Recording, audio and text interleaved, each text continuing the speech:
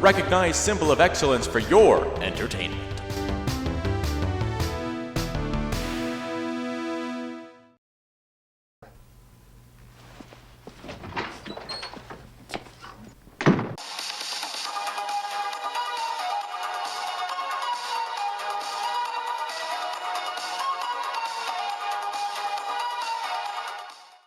Welcome to Machino Music the show that puts the music in Machino Music, with your host, me, Brett Strong.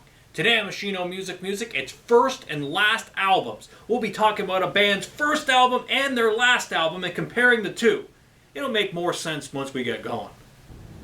Good afternoon, everybody. Here we are with first and last albums. This is an idea I had to sort of talk about and compare a band or an artist's first album to their last album and just see how, maybe the changes occurred, because, of course that happened. I thought of doing this as like a series, like do one, but then I thought, well, why would I do that? I am kind of too lazy to do that. I was going to include Led Zeppelin in this, but just so you know, this is kind of a little thing. I'm not being a Stanley spoiler. But I was going to include Led Zeppelin, but then I thought, you have the debut, but then you also have In Through the Outdoor and also Coda. What is the final Led Zeppelin? Is it In Through the Outdoor or is it Coda? Now, Coda isn't considered really a official album. It's a lot of outtakes and stuff. So I guess it is In Through the Outdoor. But more than anything, I was just too lazy to go get the Led Zeppelin albums because, if it's too much aggravation, I just say, garbage it. I'll just, stick with what I can easily get and what's right in front of me. So, so Led Zeppelin's not a part of this, but we've got some really cool artists. I thought, compare their first album and their last album. And, it's a pretty cool concept. And again, I thought I was going to do it as a series, but, why would I do that? Only an idiot would do that. So I'm going to get this one out of the way. Let's start with, let's get this out of the way because, most people just want to hear about rock anyway. But Britney Spears. I love Britney Spears. So, her first album, her debut, Baby One More Time, of course, a classic. I mean, this broke Britney. Look how innocent she is. Look at her in the back here. It's like, this is the kid from the Mickey Mouse Club. Still kinda. I mean, she's not that much older than she was in the Mickey Mouse Club. It's like this cute, innocent girl before, she was almost completely corrupted by just all kinds of crap. The industry, her father, her whole family just really messed her up. If you read that autobiography. But, this is a great album. You Drive Me Crazy is such a great song. One of my favorite Britney Spears tunes. Sometimes I would say that is my favorite Britney Spears song. Of course, the title track, Baby One More Time, just came on the scene, blew everything up. Born to Make You Happy. Does the cover of Cher, the Sonny and Cher. The Beat Goes On. That's just great. Sometimes another huge hit off this album. But yeah, this is a good debut. This really showed who Britney Spears could be. And then her final album, which we didn't really know at the time was going to be her final album, but she pretty well said in her autobiography, her memoir, that this is going to be her final album, and she was happy with this album. And when I did my Britney Spears album ranking, this one actually ranked up a lot higher than I thought it was going to initially, and that was from reading Britney's book, where she actually felt happy with this. This conservatorship was still going on, but she still felt good about this. Her kids named this album, so I think that's what is really sweet about this. And she got to put out something she was proud of after all the conservatorship crap. Man on the Moon, I think, I said You Drive Me Crazy is probably my favorite Britney Spears song. Man on the Moon, I think, is my favorite Britney song. It's so good. The production on that song is insane. She sings in French on it, or counts in French. 1, 2, 3, 4. Love it. Dig it. So good. And then look at the difference even in Britney. Like, this is the innocent Britney. This is more like, okay, here I am, confident woman. At least as confident as I'm going to be. We didn't know what was going on completely behind the scenes. But she just, really come into her own here. Yeah. I think if this is going to be the last Britney Spears album we get, this is a good one to go out on. This is 2016. It's microscopic, but I don't need old man glasses. I can read really small print, no problem. So there you go, Britney Spears. Now we're going to get into the rock stuff, which I think people care the most about anyway. And let go Van Halen kicking off rock. Of course, you got the debut, and then you got A Different Kind of Truth. Well, obviously the big thing with this, I mean, is you got David Lee Roth back on this. After the years with Sammy Hagar, you got Gary Sharon in there for a spell. And, I mean, this is... I mean, a lot of people say this is the greatest Van Halen album.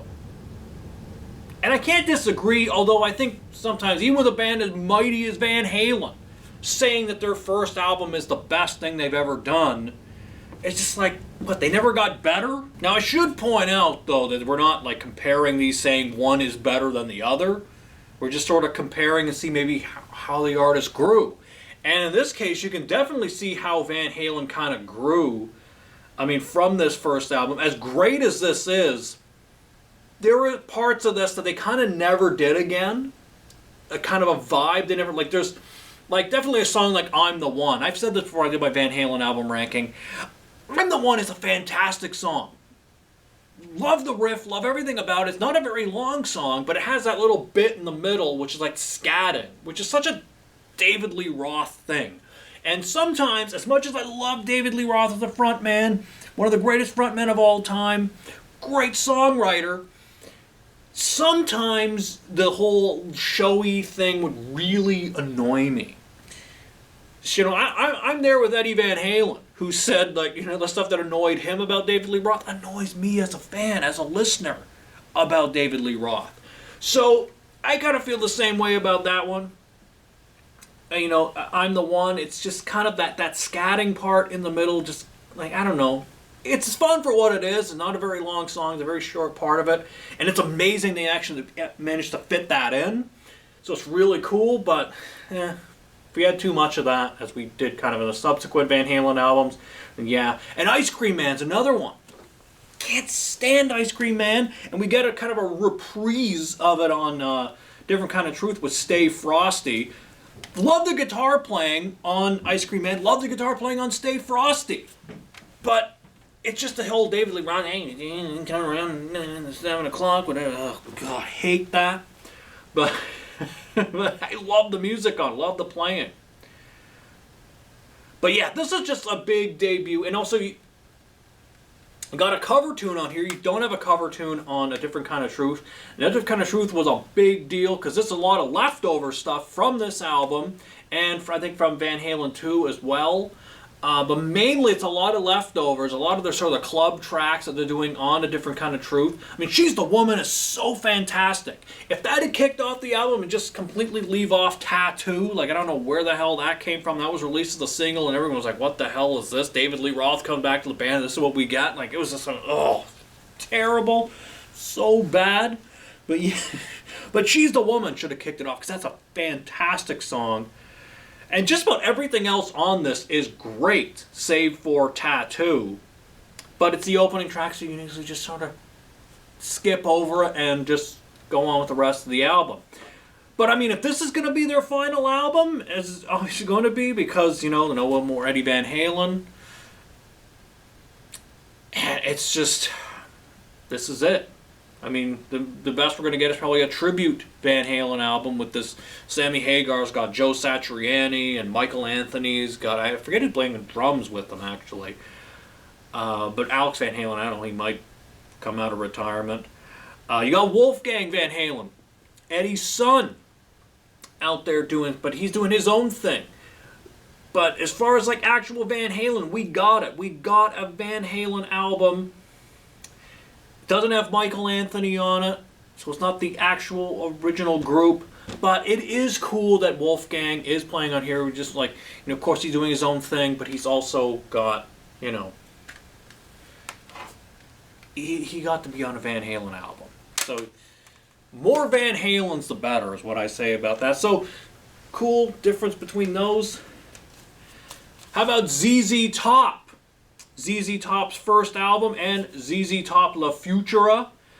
Now, we still may get another ZZ Top album, but this is the last of, because Dusty Hill passed. So, he is there. It's his silhouette.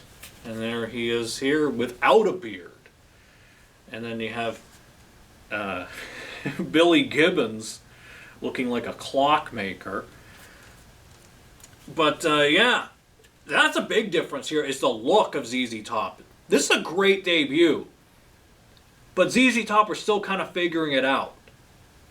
They were less sort of like the rough ZZ Top. It's still pretty raw, still pretty rockin', but they're less of like the rough. And of course, by you get to this, I mean, you have Rick Rubin producing, superstar producer Rick Rubin.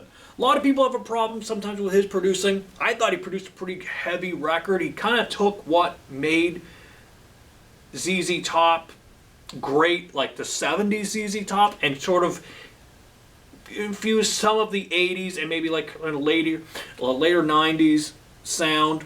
It's a lot heavier, a lot bigger. So, yeah. And I mean, this album cover compared to this, I mean, they got the iconic look still with the beards.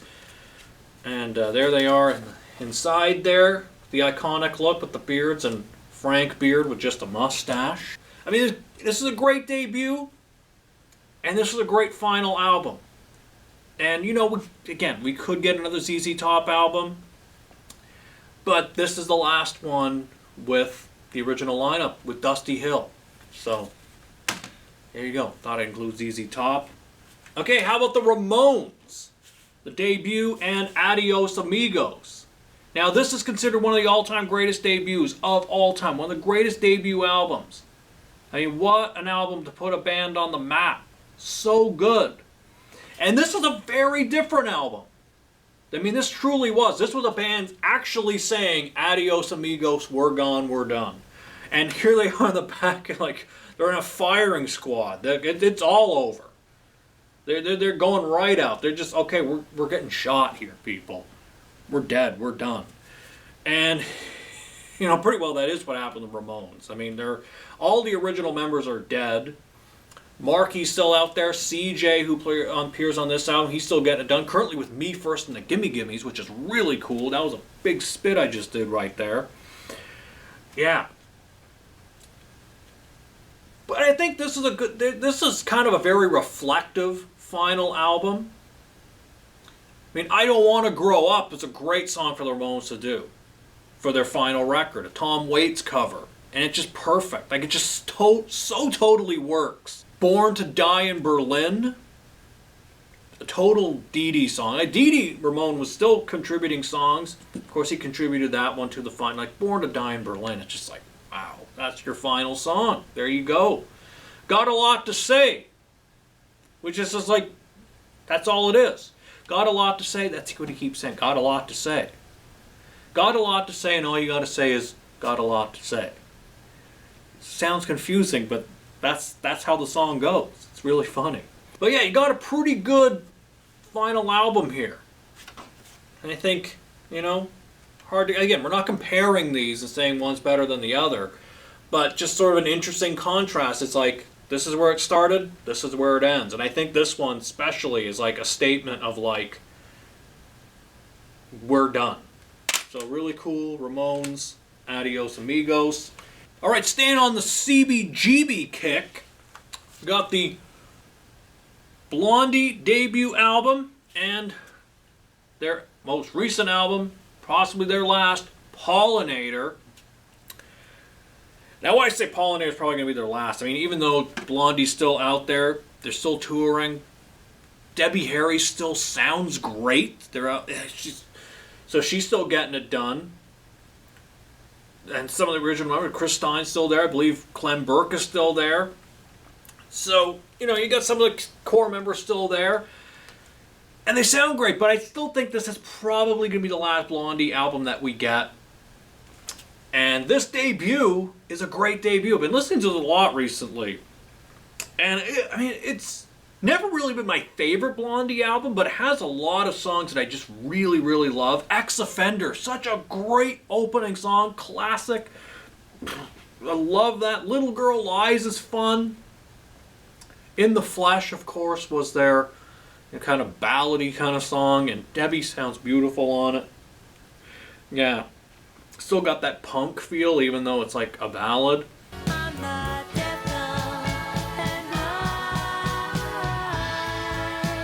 Rip Her to Shreds, of course. That's aggressive Debbie. Love that aggressive Debbie. Kung Fu Girls, another aggressive Debbie Harry tune. One of my favorite Blondie songs. And of course, Attack of the Giant Ants, which you're not getting on here. I mean, they're I guess sort of comparing this is like kind of a bit more experimental, kind of this new wave thing. And this is a bit more polished. A little less sort of punk, but still got kind of a modern sort of new wave feel. Got Joan Jett on the tune Doom or Destiny. So, you know, you got these two artists who are kind of starting out together. Joan Jett was with the Runaways when the first Blondie record came out. And now here she is singing with Debbie Harry on a tune. But yeah, this is a good record. I mean, different production, obviously different times. I mean, 2017. But I think this is going to be the last album we get from Blondie.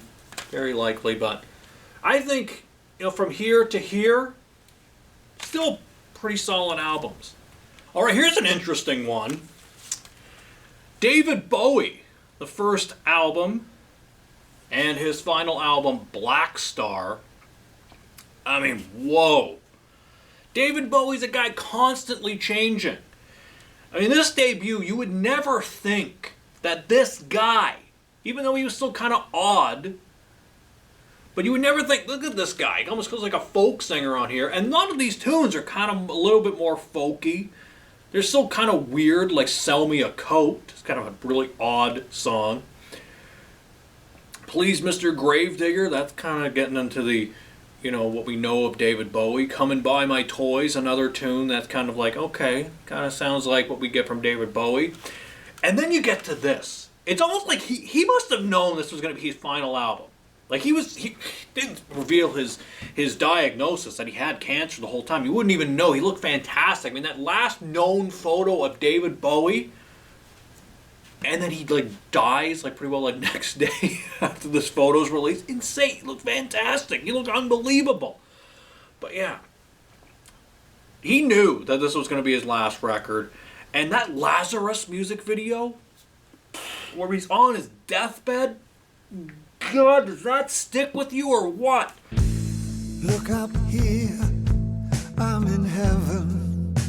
And this album is, wow. I mean, not one I really go back to a ton because it is kind of like, it's just so overwhelming. A lot of songs are really long on it. But, whoa. I mean, for an artist like David Bowie to go from this to this, and it's his final record, and it's just this simplistic album cover. Whoa. I mean, a guy who's, again, constantly changing. I mean, this isn't the Thin White Duke yet. This isn't Ziggy Stardust. This is kind of like a amalgamation kind of a bit of everything, but still a reinvention. And then he goes off into the afterlife. Insane. I mean, it's just like, to compare these two records is just, I mean, I would go back to Black Star more before I go back to this, but this is still a great record. I mean, look at him. He may as well have just kept his name as David Jones, and then people confuse him with Davy Jones from the Monkees. Because, you know, he looks like a monkey on here. He looks like he could be with the Monkees. We're putting together a band. Oh, here comes this guy. Here comes David Jones. He could have been the Davy Jones in the Monkees. But no, he was not that. He had his own plans. That was another big spit I just did right there. All right, how about Kiss? Gotta do Kiss. The debut, one of the greatest debuts of all time. So good, fantastic debut. Take off Kissing Time, and this is a perfect album. Kissing Time was just sort of thrown out of the last minute with some kind of promotional thing and some stupid cover like Bobby Rydell, one of those. And you Kissing Time, okay. Because they're Kiss, you see. So some genius at the record company was like, they need to have a song that has kisses in it. Well, no you don't. You throw it on the last minute. Hell with that. But, you know, pretty bad. But yeah, I mean, really, take that off. This is a perfect album. A great debut. I mean, some of the all-time great Kiss songs they were doing right up to the end are on here. Deuce, Strutter, Black Diamond. Black Diamond, fantastic. And then you get this. This is going to be the final Kiss album. I mean, it could have been Psycho Circus, but Paul Stanley said he was not very happy with how, the recording sessions of Psycho Circus, and, they had Ace and Peter back. I mean, it would have been great if that was the final Kiss album, but, say what you want about Kiss and Paul Stanley and Gene Simmons with their control and everything, but if they're not happy with it, cut them a break. And they got this record. They got Tommy Thayer and Eric Singer doing the imposter thing, but still, this is a good album to go out on. Some great tunes on here. I thought, could they have put out a better album? Yes, but I thought this one was pretty decent as their final record. But I mean, if you're gonna come, I go back to the debut more than I go back to Monster, but I still really dig Monster. And this is a progression. This is like the early makeup, and this is like the finalized makeup. And would have been cool if we had, I guess, all the original members, which we did with Psycho Circus, but didn't quite work out that way, did it? No, it didn't. Now, talk about another band where it didn't quite work out that way. We may not work out that way ever again, but we're still talking about them. Thought I'd close here with Guns N' Roses, Appetite for Destruction, and Chinese Democracy, the controversial Chinese Democracy. Almost a lost album, almost never got released. Of course, people say this is one of the greatest debuts of all time. I can't disagree with that. Fantastic. One of my all-time favorite heavy metal albums. And yes, I will call Guns N' Roses a heavy metal band. At least they were like a glam metal band, hair metal, whatever you want to call it. They were in that thing, at least early on. They were part of that scene. And this is just this is like a perfect album. Every song on this is great. And it's such a statement. But of course, as we know, Guns N' Roses, everything got kind of messy. And, Axl Rose, had his problems, and, he's doing this. And then everybody leaves. Everybody just takes off, gets the hell out of there. And, and then this album was in the works for so long. And Guns N' Roses don't even have a big discography. People think of them as just fantastic. If most people just think this is the only album that really matters, we're like, okay, they have other albums too, but a very small discography, and it's really scattered. And you Use Your Illusion may as well be one album. Instead, it's two. But this took forever to even become a thing. It's still a lot of studio people. And I think this is a good album. We still could get a new Guns N' Roses album. That's still possible. They keep putting out singles, but nothing's ever actually become an album. So I wouldn't write this one off completely. But this is the last album we've gotten. Official album from Guns N' Roses that we've gotten. And I gotta say, I really like this. It's kind of poo-pooed, but I think, even without the original members, it's just Axl Rose. There's still some great songs on here, and they're playing a lot of these live now. They're playing Chinese Democracy. They're playing Better. They're playing This I Love, which is a phenomenal ballad. Whoa, I bawled my eyes out the first time I heard that song.